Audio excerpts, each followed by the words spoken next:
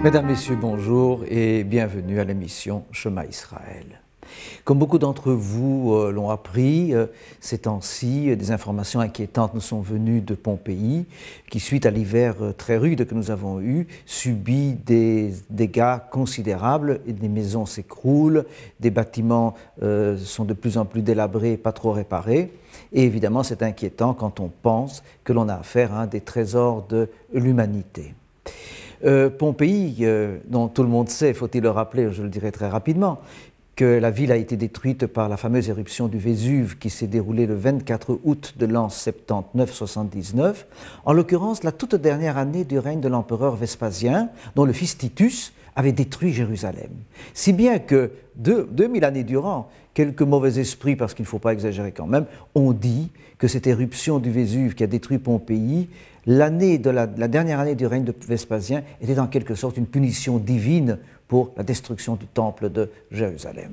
N'exagérons pas, mais il reste quand même que l'idée peut quelque part rester dans les têtes. En effet, vous savez, Pompéi, qui était une ville extraordinaire, une petite ville balnéaire où les riches romains venaient passer les mois d'été, une ville d'ailleurs connue pour sa débauche, on y menait une vie sexuelle extrêmement libre, c'est la ville où il y avait le plus de bordel dans tout l'Empire romain.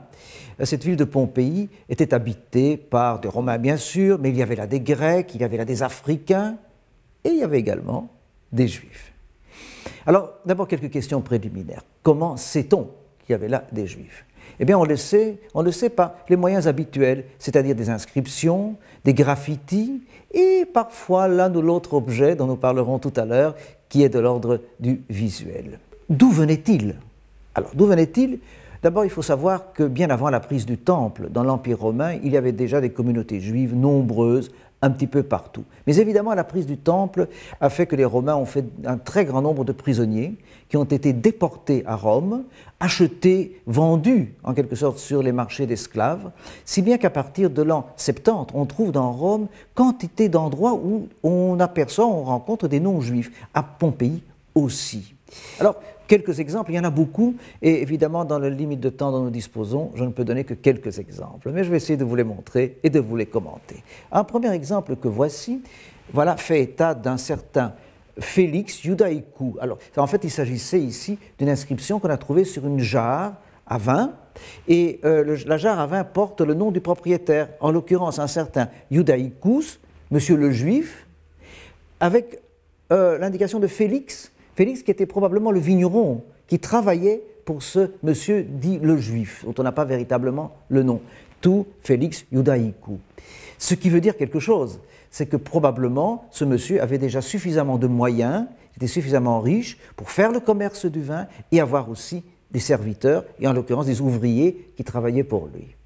Premier exemple. Il y en a d'autres.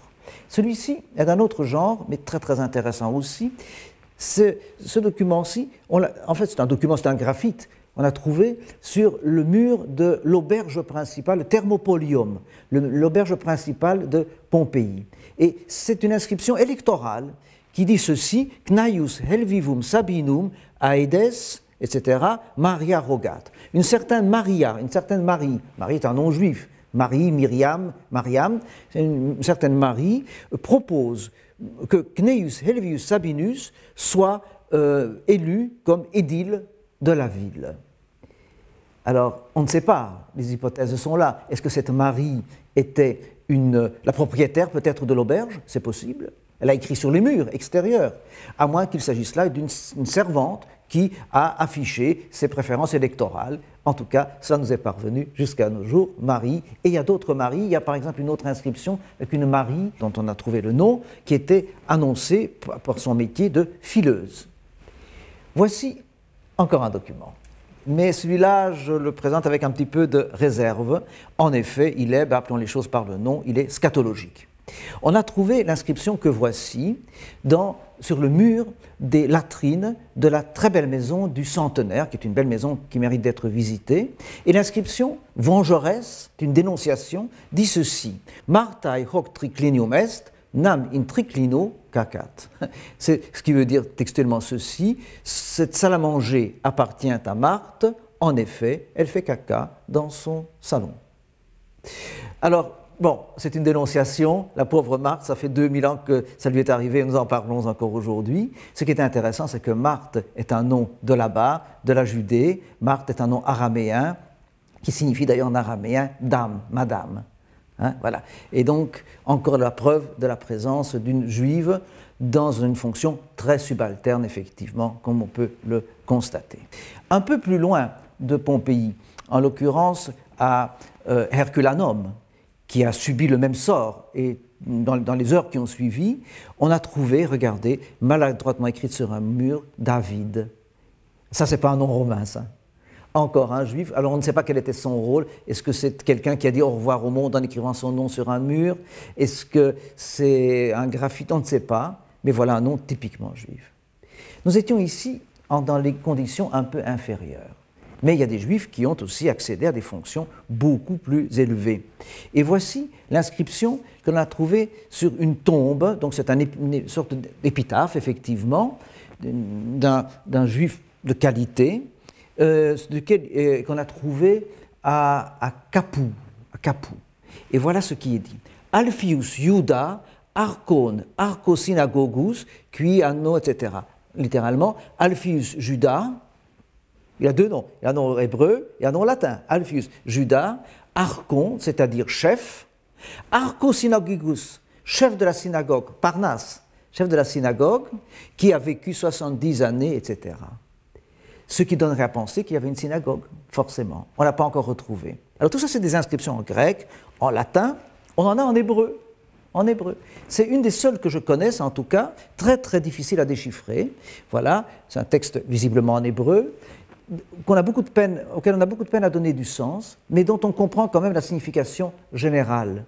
L'inscription dit que tel appartement a été vendu par tel juif à un autre juif qui en est désormais le propriétaire. Et c'est écrit en hébreu.